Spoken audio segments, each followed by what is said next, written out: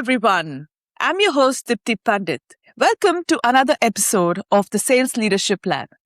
If you are a CEO, CRO, or anyone navigating through the complexities of modern selling, this is the place that the revenue needle moves. Over here, we have some raw conversations. We have some great insights with a lovely guest. And today, from the other side of the world, we have a brilliant guest, Ian Selbie, all the way from Canada.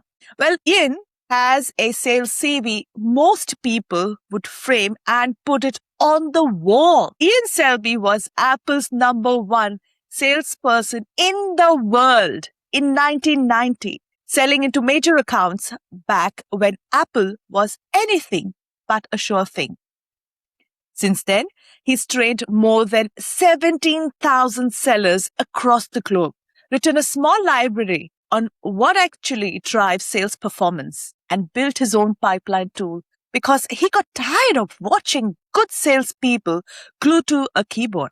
He's the founder of Sales Mentor and the host of Confessions of a Sales Pro podcast. Welcome to the Sales Leadership Lab, Ian. How are you today? I'm great, Dipti. Great to see you. And thanks for being on Confessions of a Sales Pro as a guest on my show. I'm just honored to be a guest on yours. Thank you for having me. Likewise. I mean, we had such brilliant conversations and we were on a roll. So I was super excited to have you and continue some of the conversations. But today you're my guest and I've got like a bunch of questions, as you can imagine. Love it. I love it.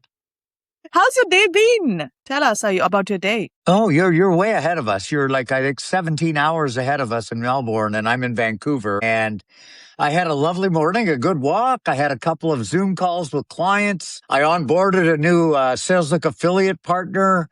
So yeah, it's a productive day. Well, I have a first question, and that is the whole story about Apple. It's been on my mind that I have to ask you about your start and your story in Apple. Tell us all about it. Oh, Apple was a wonderful place. It truly was. And it influenced my thinking, my mindset, my motivations for the future. It was really back in the day. We used to call it the Wild, Wild West. 84 to 94, Apple had they were very generous. They spent so much money, time, and effort on developing their people. It was such an honor to work. I met some people that are still lifelong colleagues and friends. I still remember my first Apple sales conference in 1984. We were told an Apple sales conference is 4 days of wearing an Apple t-shirt, shorts and flip-flops, right? But they said, bring a suit because there's the awards night and you'll want to dress up for that, right? Great. So it was first time. They were always in Hawaii. I don't know why. Steve Jobs loved Hawaii. That's why I think it was. But so we're at the pool party before the awards ceremony, having drinks and appetizers and all those things. And we're all in our suits and ties. And I see Steve Jobs walking in with his sandals, his jeans, suspenders, and a shirt, looking like the coolest dude on the planet. And I'm like, I have to go introduce myself. And all of my colleagues in the Vancouver branch was like, no, don't be a groupie. What are you doing? I said, are you kidding me? He's the reason I joined. I have to introduce myself and thank him for what he's doing, for his vision. Okay. And so I went over and did that. Turns out he loved skiing like I did. So we're both skiers and I'm a boarder now, but we talked about Whistler, which is one of the mountains in Vancouver close by. And someone clicked a picture of us and I still have it framed on my desk. I put it in my books. I hung it up in my office. Dipti, it was like when I'd give my clients a tour of the office, I said, this is my cubicle. And the picture of Steve and I, this is not the iPhone days. This is back in the old days. And I said, if you have any problems, just let me know. I'm really tight with the boss. I'm sure I could help you out. Sweet. That is hanging a huge medal on your wall, a photo with Steve Jobs, because I've noticed that photo on your website as well. Yeah, it's near and dear. And when he passed, it was very, very sad. I remember doing a radio show with a bunch of Apple alumni, and we talked about the major impact Steve Jobs left on the planet. PC, the cartoon industry with movies, like hi-fi movies with like an iPhone, an iPad, an iPod, the Apple Store, like the retail experience wow, Steve Jobs left his mark on planet Earth. There's no doubt about it. Can't agree more on this. I remember back in the days, I think must be almost 20 years ago, he got me an iPod, the very early ones. And somehow I found that old iPod in one of my boxes. And I was like, wow, this exists. And it's come with me all the way for so many years. And I checked and it was working. And I Of gave it to course. my son, and he is listening to those old songs. Yes. Revolutionary. And it still works, right? That says a lot about Apple's quality. They build stuff that lasts. There's no doubt. Yes, we've got to keep up to date with the operating systems and all the downloads and things like that, but it still works. Yeah, it does. It does. So tell us a bit more about Apple because, particularly being the top performer, what did that feel like? I've delivered two of my three children, like in the doctor's office or in the hospital, him telling me what to do. And I've got to say, winning that award is, not too distant, but a second to delivering my children into the world. It was amazing. It was it was in Hawaii. All the conferences were in Hawaii. It was 1990, a few years ago. Some of our listeners and watchers, Dipti, I'm sure weren't born yet, but here's some history for you, some history. We were in this massive conference center, and I think there was 5,000 of us in this massive place, big screens everywhere. And they were going through the top SE of the world, the top, sales leader of the world, the top country of the world. And then the last award was the top sales producer of the world. And I knew I'd had a really good year. I had a career year. It was the best I'd ever done. Something like 300% of quota. I blew my number away. One very large account of mine, they went for everything, and it was marvelous. My quota went up the following year, by the way. You never win that twice. They'd make sure of that. But so yeah, my mugshot comes up on the screen, and I'm like, oh my God. And I was like, so I'm running. I was sitting near the back, so I have to run up the aisle because 8,000, that's a lot of people to get to the stage. And my systems engineer, a woman by the name of Sean Pruden, my C's, we used to call them. She was sitting in row one. It was her second year, and she's still such a keener. She's still with Apple in Cupertino today, by the way, which is amazing, running the App Store, the development for Apple. And she jumped out to give me a hug. And so I was running, and I hugged her, and my momentum just carried her onto the stage. And she's like, no, it's a true story. And she's like, what are you doing? I said, Sean, we won this together. Without you, we couldn't do this. So this is our award, not my award. And she was like, no. So by then, Steve Jobs had left the company. He did come back, obviously. And so the big Canadian bear hug I gave him was to John Scully. It wasn't to Steve Jobs. That was the only thing that would have been an upgrade to that whole moment, for sure. Brilliant. We both believe that sales is 80% effort and 20% execution. So that is the preparation. So to be that top performer, to be on that stage, a lot goes into it, right? What was that like? What is it that has worked for you? But we have to look at our territories. Everyone in sales has to look at our territories. And there's the hunters and the farmers. There's customer service. And then there's those other guys called order takers. We won't even put them in the same category. But when you look at your territory, you have to look at where are the very best opportunities that you could put your best effort into. Because I don't go through the yellow pages 8 a.m. and then hope someone buys. No, I'm going to calculate. All right, so we've got the thing that worked for us so well back in the year that we won this award. Apple had something called the Strategic Seed Program. So this is smart. Anyone who's in sales today, think about how you could apply this in your own businesses. So what that was we could loan a corporate account. It had to be an enterprise account. It had to be on a list, right? It couldn't be just anyone you felt like. It had to be a real target. You could loan them some Macs and laser printers for them to try for 90 days without any commitment. And so people, it's kind of the puppy dog clothes. You get the doggy home, you name it, you feed it, you buy it a little necklace. No one's taking that away from you now. You're in love with your puppy. And so that's the whole premise of the strategic seed program. Well, BC Hydro, they were the account in Vancouver, all of the province of British Columbia. Before I came along, there was no rules on the strategic seed program.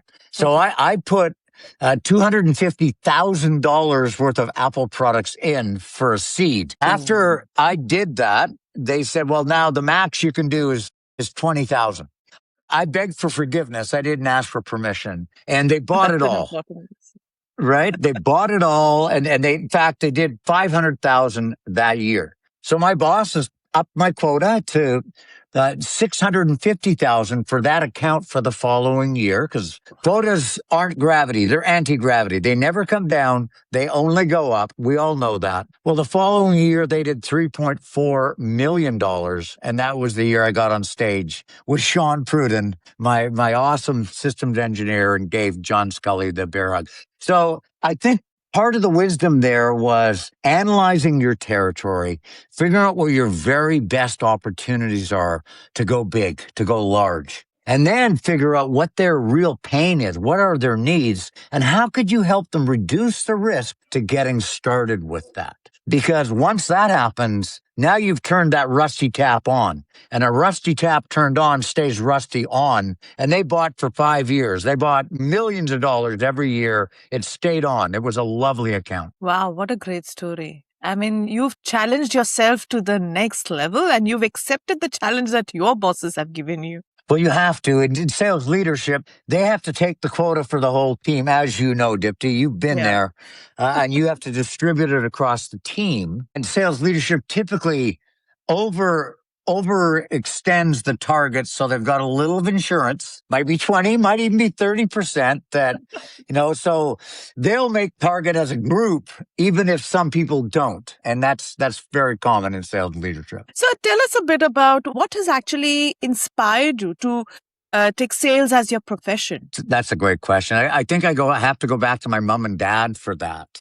Sure, please, we'd love to hear. I was born in Scotland, so we're Scottish immigrants. My mom was a very strong-willed Scottish woman. Apparently, I ended up with her personality. I look like my father. My dad was more of a gentleman, and I mean gentleman, a great guy. And they both had words of wisdom for me along the way. One of my dad's favorites was, son, if it's worth doing, it's worth doing well. So I always took that to mean, okay, how could I, if I'm going to do this, get in the deep end of the pool. Don't wait around in the shallow end. Learn to swim right away and go do a good job of this. So that was instilled in me. So my first sales job, I think I was 22 years old before Apple. I was selling electronic typewriters. Again, our listeners, well, what is that? Well, they have a keyboard and you put paper in them and it puts letters on the paper, on the page, right? Kind of like the old CDs, those big black records.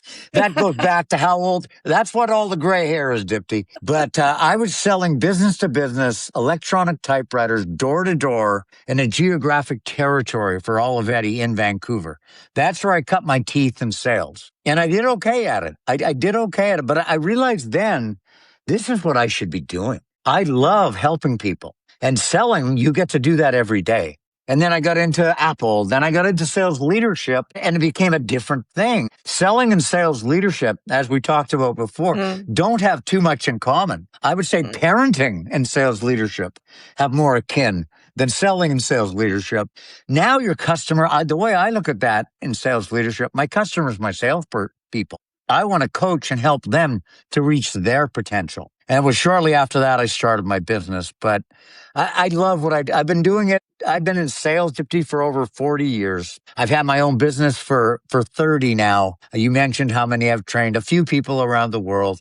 I still love what I do. And I think for any of us, like thinking about that for themselves, if you pick your lane, if you pick something that you feel purposeful about, passionate about, even forget about the money for a sec, but once you've done that service, that deed, whatever it is, you feel good about yourself and who you've helped. If you find that lane, you'll do it a long time and you'll do very well at it. I guarantee you. What a brilliant story. Such amazing lessons from your early days. And what strikes me here is this passion. And I can clearly see that, Ian. I've listened to some of your podcasts. The passion comes out. And no wonder you're doing so brilliant and trained 17,000 plus salespeople. We've discussed this before, which I love to touch on again, is sales. While you have the passion, you have the joy, you want to do good, you want to build relationship.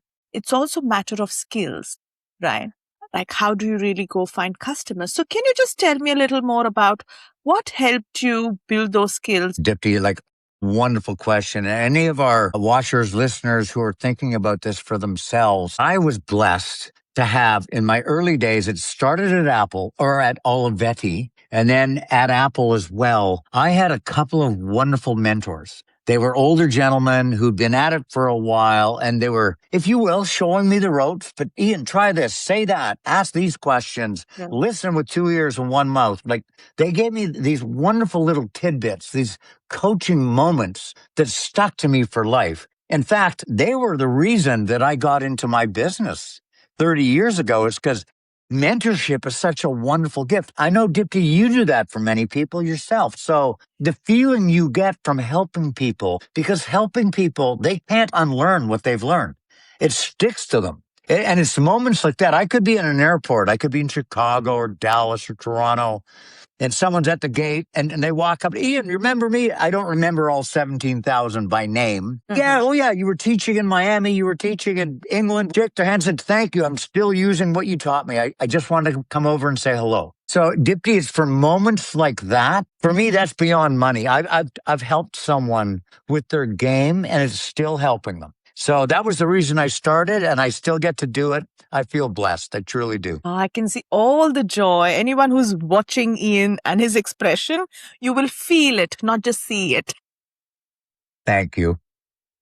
That's brilliant. So we all always focus on the wins and successes, but it's not possible without some of our failures as well. Is there any particular story about failing that you'd love to share? Oh, I've got a doozer. I tell it in my sales training. So 17,000 plus have heard this story. So after Apple, before I started my business, I thought I would get rich selling relational database software for a company called Sybase, who were competing with Oracle and Microsoft and a few others, Informix and other ones. So I got this big RFP. I got this RFP like 3 weeks into why am I getting this? I don't know these people. And it was for a massive project. It was for $4.5 million of database software. So for some of our watchers, listeners who don't know what the margin is, if $4 million is the price tag, the margin on it, 3.9999. Like they have already recouped their development. It's pure margin. Much of the software business is very profitable. So what was my next calculation? My commission check. $570,000 if I won this deal. Right. So, I had the president coming in to meet their pride. I did the thing that I was taught to do at Apple. And at the end of the day, longer story short, I lost the deal and it was like a saber through the chest. And at that point, I learned a lesson. The title of the person I was dealing with was VP of purchasing. That's one of the 7 deadly sins that we're going to talk about some of. Always deal with decision makers first, folks. Don't get stuck with the influencer. And I was stuck with the influencer. And they used my proposal to grind Oracle to get it lower priced. So that was my biggest ever loss. And I tell that story because the other thing that we have to be aware of in sales is it's one thing to have a great big elephant in our pipeline. That's great. But you can't be a one-hit wonder. You can't only focus on that. You need a bunch of other gazelles in your pipeline that will say yes sooner. So all your eggs aren't in that one basket. And I learned that lesson the hard way during that period of my time as well. I started my business 60 days later. So it motivated me in a good way after the bleeding stopped. Going through something like that, accepting failure, defeat, is not easy. And rising from that is very hard. What did you feel and what helped you? What is it that you did to kind of recoup and come back and energize? Because here you're saying that I started my business in 60 days. Who does that? Well, a few things happened. One is I think any failure that happens, and this is old school sales, Zig Ziglar, we all probably remember Zig, Yeah. but he said when failure, the only failure in failure is if you fail to learn something. And so I learned a lot with that big loss, and I felt obligated to share that lesson learned with the sales world. So I made a bit of an impact. I've shared it with 17,000 so far, and I'm still going. So that was one thing. It was shortly after that that I went to a seminar in Vancouver, and it was called Success 95. I still remember it. They had 8 keynote speakers, including Zig Ziglar. They had a whole bunch of high-powered sales experts, business experts. And they had a pastor on, a fellow by the name of Robert Schuller from the Crystal Cathedral Church in Anaheim, California. So it's his turn to get up. And this is the tipping point. This was why I started my business, is listening to Robert Schuller. He got up and he said, I bet you some of you are wondering why you're here. I was like, yeah, that's me. I'm thinking, I mean, so far it's been awesome. So keep it rolling, right? That he says, well, I know a lot of successful people. And I think it comes down to 4 things. So Dipti, I was sitting there in my chair. By then I had, a stay-home wife, a big mortgage, thanks to Apple, and, kids at like 4 kids, three kids at home. And I was like, I got to keep shoveling money into the machine that's pretty good at eating it, but I wanted to start my own business. And I thought I needed to know 400 things, not just 4, right? So I'm like, now I'm leaning in. Now I'm really curious. 4 things I might be able to do. 400, I'm intimidated by the idea of 400, but 4. So these rhyme, folks. Go ahead and write them down. The first one is start to play. And so he made us on a piece of paper in our laps. I think there was like 10,000 of us in this building, this Coliseum in Vancouver. He said, what do you love to do? If your life was already paid for, if all the college degrees and the retirement plan, if everything was already looked after, what would you just love to do because you love it? Your purpose, your passion. So he made us all write down on a list, right? And I'm like, I love helping people. I love presenting. I love the challenge of a complex sale. I like coaching people. And he stopped. That's what I had on my list, and everyone's doing. And he said, all right, stop. I know you didn't finish. So, folks, as you look at your list, how many of you right now are doing this for a living? And if you are, please stand up. And Dipti, there might have been 50 people scattered around the tent. The rest of us are clapping for them, not even knowing why we're clapping. And then the bullet between the eyes is, so what are the rest of you waiting for? There's been a screenplay written for you. You're the star actor or actress in your movie. Why are you stuck in rehearsal? And it was like, oh my God, you're right. It was like, whew, it was massive. So the first one is start to play. Figure that out for yourself. What is that for you? Second one, and he's a religious man, stop and pray. And I'm fine with that. Absolutely. The third one was prepare to pay. So his inference there was, if you're going to pursue your passion, your purpose, instead of renting your resume to the highest bidder, instead of focusing on just money, you might have some sacrifices along the way. You might have to put in more hours, climb a steeper hill, but once you get there, you will have momentum. And he was so right. He was so right. So prepare to pay. That's the third one. The fourth one is plan to stay. So first of all, have a plan. Even in sales, do you have a sales plan? A lot of salespeople get on the treadmill and just run. And nearer the end of the year, they might just run faster. They don't have a real plan, though. That's just blind activity. So having a plan is so important as well to stay inferred integrity.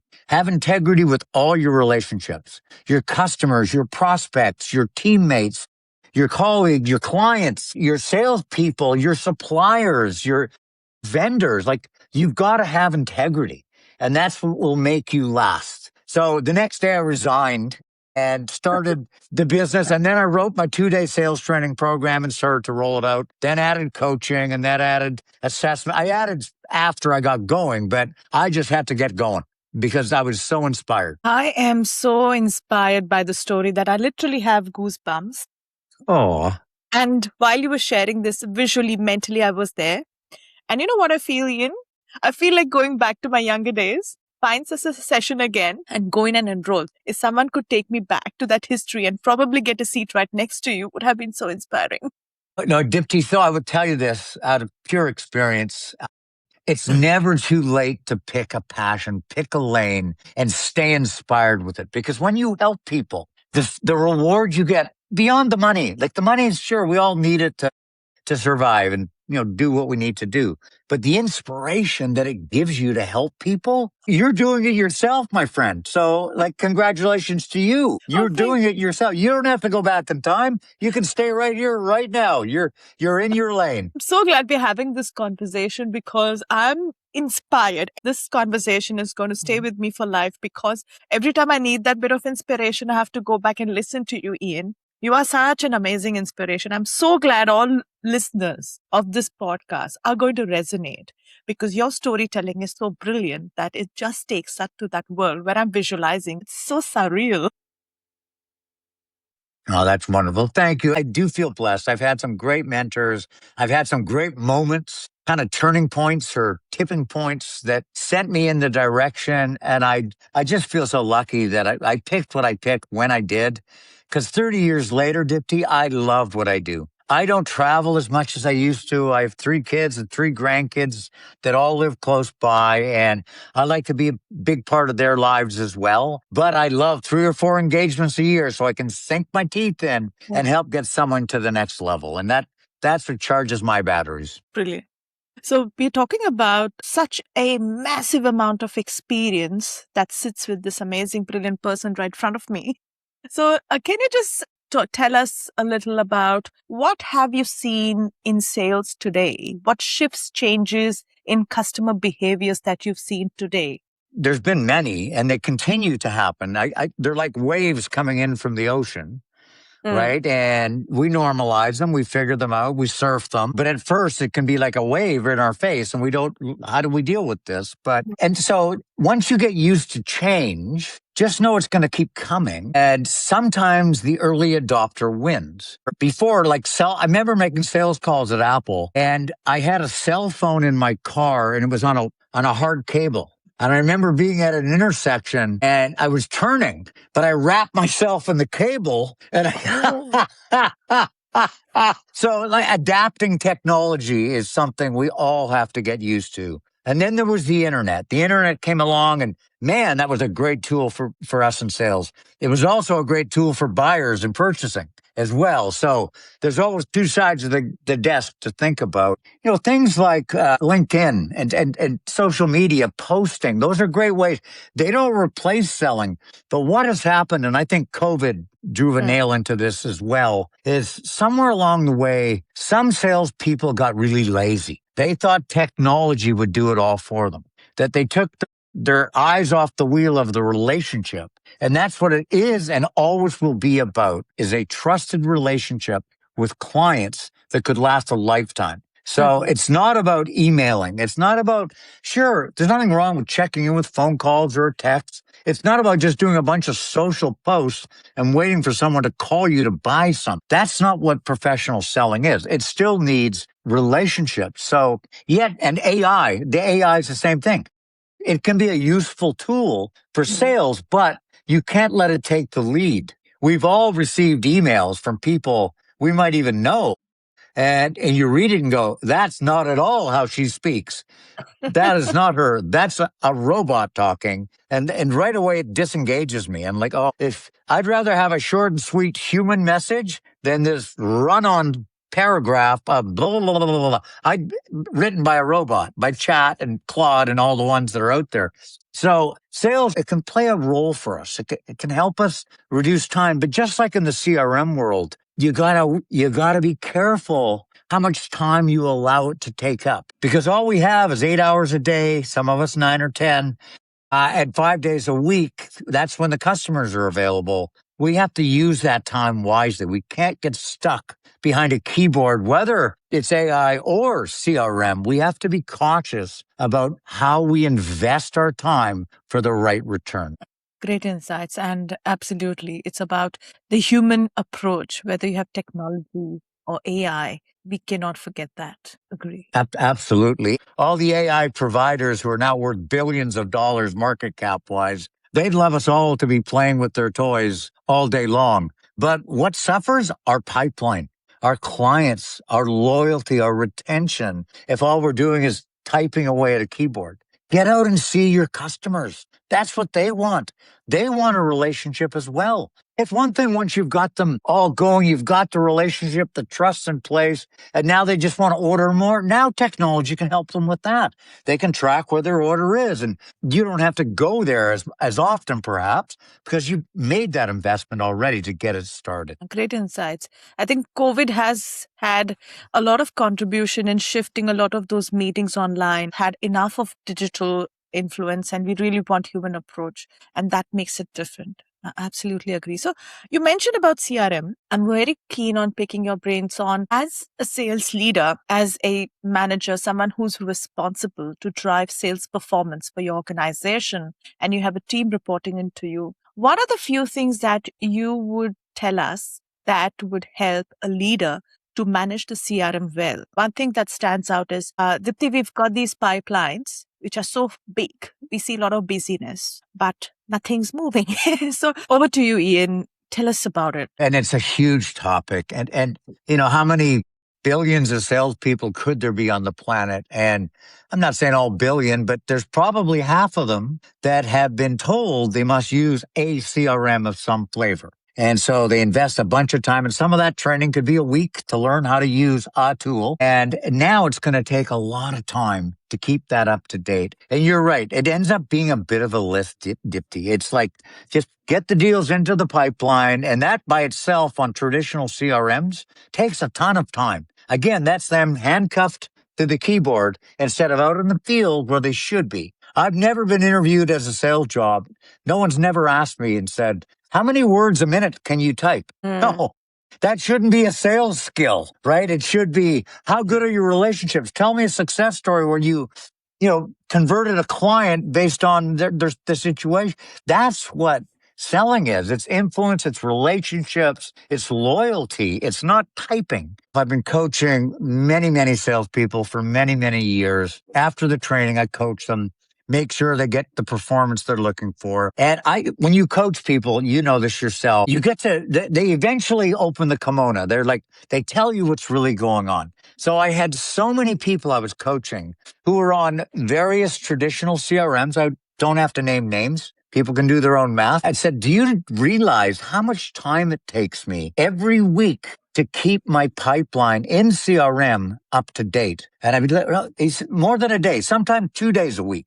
And so that's time you're taking away from the reason you hired them. Sales leaders, pay attention to this, because you hired them to sell, not type. Sure, we need some information. We definitely need to have accuracy in our pipeline, accuracy in our forecasting. And as a good sales leader, you need to be a really good coach, a proactive coach and mentor. So you need to see pipelines and clarify if they're accurate and coach them and put together strategies on how to win deals. That's our job in sales leadership. It's not doing all the selling. It's coaching those to get good at it, right? So I got frustrated with hearing this through the years, Dipti, and I sat down with a few of my team and said, you know what we're going to do? I owe this to the sales world. The sales world's been so generous to me while selling and with all the training and coaching I've done for 40 years now.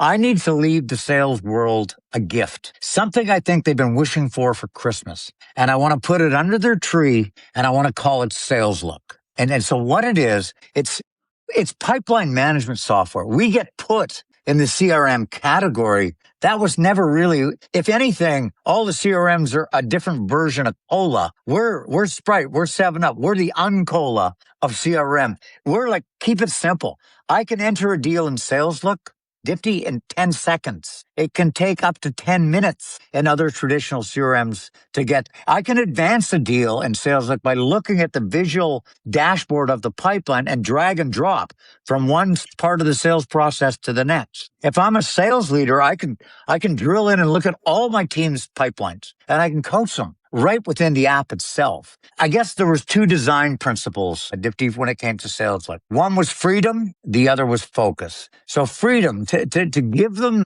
back their selling time to do what they want to do, which is to build relationships and sell more, and do what their customers would like from them, which is to have a relationship, to see them more often, and not just them echoing behind a keyboard. The other one is focus. Give them the visual tool of when you look at your pipeline. I coach salespeople forever looking at pipelines and traditional CRMs. I sometimes have to tilt my head sideways because it's a list to get a sense of the shape of what's really going on. So to visually look at that, I can coach myself as a salesperson, and to give sales leadership a coaching platform with that same ease of use, that one glance and I can see why does one sales rep's pipeline look different than another one.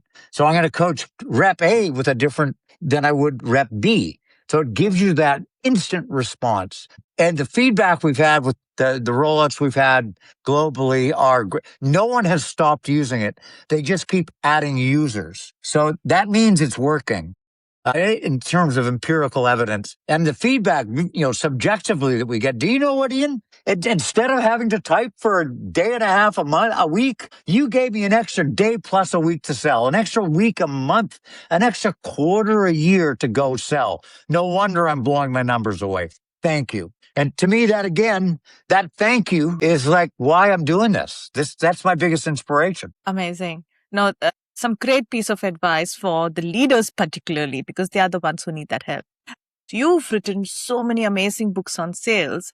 If you were arrested for selling, would there be enough evidence to convict you? My goodness, what is a brilliant title. Never seen something like this before. Tell us about it. I self-published, so that gave me creative license to be as cheeky as I felt like I wanted to be with the title. So, and I often get asked, okay, would you get arrested for selling? Who is serving life because they're doing it, and a good life because they're doing such a great job of it, right? So, yeah, that's where the inspiration came. I 5 editions later. Now it's a PDF and certainly available. It's part of my game to help people. I never meet them. They never use SalesLook, or they never go through any training or even listen to our podcast, Dipti. If they read my book and it inspires them somehow and helps them, I hit the mark. That's all I'm trying to do. I'm not trying to get rich out of selling books. I just want to help people. It's been such a pleasure. I must say that someone like me who believes in meditation and the power of abundance and feeling and thinking about abundance, you are a true testimonial to it, because you are this person with this big aura and someone who has abundance. And I'm soaking in the energy. So thank you so much, Ian. It's been such a pleasure. I want to give you something, Dipti, and I want to give all of our watchers and listeners 2 gifts today. I want to give everyone a PDF copy of the book. If you are arrested for selling, would there be enough evidence to convict you, for free? I also want to give everyone who's listening and watching a free 30-day trial to SalesLook. So try it out, no commitment. If it works for you, great. If you need help with it, get in touch with Dipti or myself. Happy to help you stick handle it, figure it out. It's really simple. We made sure of that. That's the whole design principle. Simple, right? Those are our gifts to you for listening and watching. We will be putting all the links in our show notes. Now, Ian, if anyone has to reach out to you, what's the best way they can contact you? Oh, thanks, Dipti. There's a number of ways. First and foremost, like yourself, I'm very active on LinkedIn. So Ian Selbie in Vancouver, you'll see my gray hair mugshot. Or you could just email me, ian@ianselby.com. Makes it real easy. Our website, I have 2. I have salesmentoru, the letter U.com. That's the services business. And then saleslook.com is the software business. So any of those ways you can reach out to get a hold of me. You can subscribe to my podcast as well. And I would say you'll hear Dipti and I talking again on my podcast, Confessions of a Sales Pro. Thanks to all our listeners. We've had some great conversations. If you are looking for inspiration, tips, suggestion, tools, and the real insights from some great industry leaders, this podcast is your place. Thank you so much for your time and listening to us. Wish you everyone a fantastic time ahead. This is your host, Dipti Pandit from the Sales Leadership Lab.